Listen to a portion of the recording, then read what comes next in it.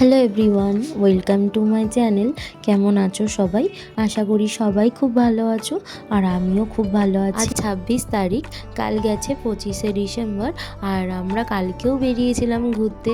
আশা করি তোমরা সবাই কালকের ব্লগটা দেখেছো নিশ্চয়ই, আর যদি না দেখে থাকো তাহলে আমার ইউটিউব চ্যানেল আর আমার ফেসবুকে দেওয়া আছে, তোমরা দেখে নিতে পারো।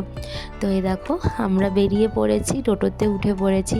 শম্পা ওদিকে পৌঁছে গেছে, আর আমাদেরকে ফোন করেছিল, ও চলে গেছে দেখে আমাদের একটু লেট হয়ে গেল যেতে। তো এই দেখো বাচ্চাদের নিয়ে আমরা টোটোতে উঠে পড়েছি। আর আজকে না খুব ঠান্ডা, আর এই দিনেতে না মানে সব জায়গায় আর কি রাস্তাঘাটগুলো এত সুন্দর করে সাজায়, আর আমাদের আশেপাশে অনেকগুলো চার্চ আছে। তো আমরা এখন যাচ্ছি ক্যান্টনমেন্ট, আমরা সেখানে চার্চে গিয়ে আর কি একটু আনন্দ করব, একটু দেখব। তো এই দেখো আমরা চলে এসেছি চার্চে, আর শম্পা আন্টির সাথে কথা বলছিল ফোনের মধ্যে, তাই আমাদেরকেও মিট করিয়ে দিচ্ছিল। আমরাও আন্টির সাথে একটু গল্প করে নিলাম। ওর মা হাসছে, দেখি দেখি। দাঁড়া, ভালো আছো?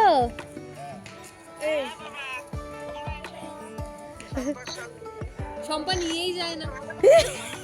শরীর ঠিক আছে? শম্পা নিয়েই যায় না, শম্পাকে বললে শম্পা বলে কাজ আছে। বলো বলো, যা যা অভিযোগ আছে বলো। ওমা, তো আন্টির সাথে কথা বলে বেশ ভালোই লাগলো। সামনাসামনি কখনো দেখা হয়নি আন্টির সাথে, এই ফার্স্ট টাইম ফোনে কথা বললাম, তো বেশ ভালো লাগলো। তো চলো চার্চের ভিতরে যাওয়া যাক। অলরেডি একটু ফাঁকাও হয়ে গেছে, আর আমরা না এখানে অনেকক্ষণ সময় কাটিয়েছি জানো তো।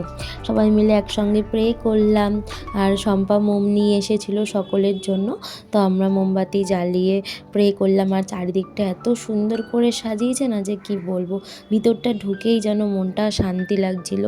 আর এই করতে করতে আমার সাথে একটা ঘটনাও ঘটেছিল, তো সেটা তোমাদের সাথে শেয়ার করব। বলতে গেলে আমার একটা বড় ভাড়া গেল, আর যার কাছে গিয়েছি সেই আমাকে রক্ষা করেছে।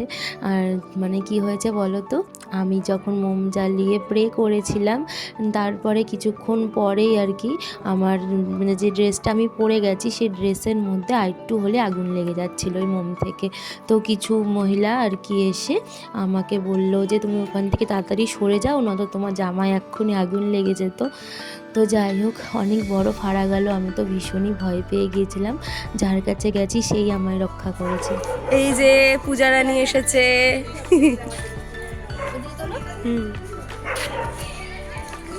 এই যে মা মেরি, কত সুন্দর।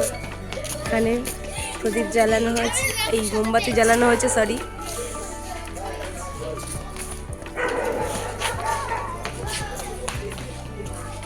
চারিদিকটা ঘুরে দেখছিলাম, আর এখনও পর্যন্ত লোক এসেই যাচ্ছিল।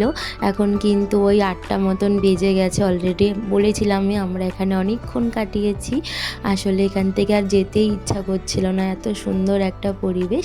তো অনেক ফটো তুললাম, অনেকক্ষণ ধরে ঘুরলাম, আর আমরা অনেকক্ষণ গল্প করেছি, আর আমাদের বাচ্চারাও অনেক আনন্দ করেছে।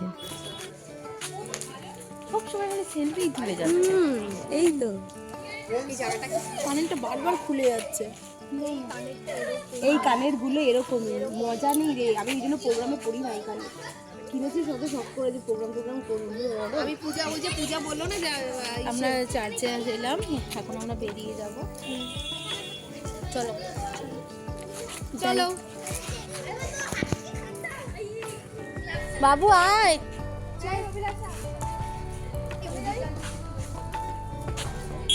চার্চের থেকে বেরিয়ে আসবার পথে আমরা এই পার্কটাতে গিয়েছিলাম। এদিকটা আসলে এই পার্কে আসি, কেননা বাচ্চারা এই পার্কটাতে আসলে ভীষণ মজা পায়, আর ওরা যখনই এসেছে তখন থেকেই তো খেলতে আরম্ভ করে দিয়েছে। আর এই যে বাবু যাচ্ছে এখন, তারপরে দুজনে মিলে একসাথে খেলা করছিল, আর ওদিকে অভিলাষা স্লিপ চড়তে ব্যস্ত ছিল। তো তিনজন মিলে খুবই মজা পেয়েছে এখানে এসে। আর আমরাও একটুখানি বসে অনেকক্ষণ ধরে গল্প করলাম, আর ওরা খেলা করছিল, বেশ ভালো লাগছিল। ওরা খেলতে এতটাই মগ্ন ছিল যে কিছুতেই বাড়ি ফিরতে চাইছিল না। যখনই বলছিলাম চল দেরি হয়ে যাচ্ছে, তখন বলছে না আর একটু থাকি। এই করতে করতে অনেকটাই দেরি হয়ে যাচ্ছিল। তারপরে যখন বলেছি চল মোমো খাওয়াবো, তারপর সোজা চলে আসলো, কারণ বাচ্চারা মোমো খেতে ভীষণ ভালোবাসে। আরে দেখো এই ঠান্ডার মধ্যে গরম গরম মোমো খেয়ে নিলাম সবাই মিলে। মোমো খেয়ে হাঁটতে হাঁটতে দেখি পাশে একটা বাদামের দোকান, আর আমার বাদাম খেতে ভীষণ ভালো লাগে, তাই শম্পাকে বলাই ও কিনে নিল। আর দেখো সঙ্গীতাকে সবাই কিভাবে ছেঁকে ধরেছে দেখিস বাদাম। কাটটা কাট তুলছি দাঁড়া সমুদ্র কি হচ্ছে এখানটায়? এই ফাঁকা জায়গাটা চলো না, কি অবস্থা, চল ফাঁকা জায়গায় আয়। সমুদ্র তোরটা আমার হাতে তো দেখি। সত্যি এই যে বাদামের ঠোঙা পূজার হাতে।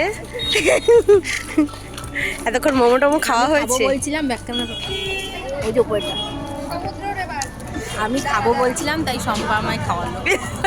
হ্যাঁ, আর আমরা এতক্ষণ মোমো খেলাম, মোমো খেয়ে এখন বাদাম খেলাম। বাদাম খেয়ে কি করে খাবো এখনো ঠিক হয়নি, ঠিক হলে জানাবো, ঠিক হলে জানাবো। আন্টিগুলোরে দেখিস না রে। হ্যাঁ এই তো খাও খাও। সঙ্গীতা বাদাম ছাড়িয়ে দিচ্ছিল দেখে সবাই মিলে ওকেই ছেঁকে ধরেছিল যে আন্টি আমাকে দাও। এই করতে করতে আমরা রাস্তায় দাঁড়িয়ে বাদাম খাচ্ছিলাম আর একটু এনজয় করছিলাম। আর তারপরে ওদের বায়না আমরা কোল্ড ড্রিঙ্ক খাবো, তারপরে সঙ্গীতা ওদেরকে কোল্ড ড্রিঙ্ক কিনে দিল আর ভীষণ হ্যাপি হয়ে গেছে। আর ওরা কোল্ড ড্রিঙ্ক খাচ্ছিল, তাই ভাবলাম চা খেয়ে নিই। তো সেই কারণে এই ঠান্ডার মধ্যে চা খেতে ভীষণ ভালো লাগে, তার মধ্যে গরম গরম চা, এতটাই ঠান্ডা পড়েছিল, তাই জন্য চা কিনে নিলাম, দিয়ে তিনজনে মিলে চা খেলাম আর গল্প করলাম।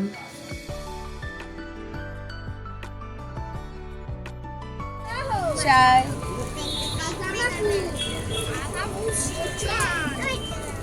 এই পূজা তোর এটা পূজা চা খাওয়াচ্ছে। গরম হয় না, কি খাবার দেবো তোকে আমি এখন? এই দুটোর সময় বিস্কুট খাবে না, বিস্কুটের সঙ্গে আবার ব্যাপার আছে, নয় বাটার মাখাতে হবে, নয় ইসে জ্যাম মাখাতে হবে। কে মাখিয়ে দেবে অত দুটোর সময় উঠে? তাই তো। তাকাও সঙ্গীতা গে ছেকবে চা খাচ্ছে। চা হয়ে গেল আমাদের ঘোরা। আজকে দিনটা খুব ভালোভাবে কাটলো, তিনজন মিলে অনেক আনন্দ করেছে আর বাচ্চারাও খুব মজা পেয়েছে। এখন বাড়ি ফেরবার পথে আমরা, আর ওদিক দিয়ে শম্পা টোটো করে বাড়ি চলে গেছে ছেলেকে নিয়ে, আর এদিক দিয়ে আমি আর সঙ্গীতা চলে এলাম। এখন অটোতে উঠে পড়বো আর সঙ্গীতা ওদিক দিয়ে চলে যাবে আর কি। আর আমি ছেলেকে নিয়ে এখন অটোতে উঠে পড়বো। তো সঙ্গীতাকে ছেড়ে দেবো এক্ষুনি, ও ওই দিক দিয়ে চলে যাবে বাড়িতে। তো এই দেখো আমি অটোতে উঠে পড়েছি, আর অটোটা আমাদের বাড়ির সামনে গিয়েই দাঁড়ায়, একদিকে আমার সুবিধাই হয়েছে বেশ। তো যাই হোক, দেখো গল্প করতে করতে বাড়িতেও চলে এলাম। তো আজকের ব্লগটা এতটাই, কেমন লাগলো অবশ্যই কমেন্টে জানিও, ভালো লাগলে একটা লাইক করে দিও, আর সব সময় আমার পাশে থেকো। দেখাচ্ছে আবার পরের ব্লগে। আজ তাহলে আসি, থ্যাঙ্কস ফর ওয়াচিং।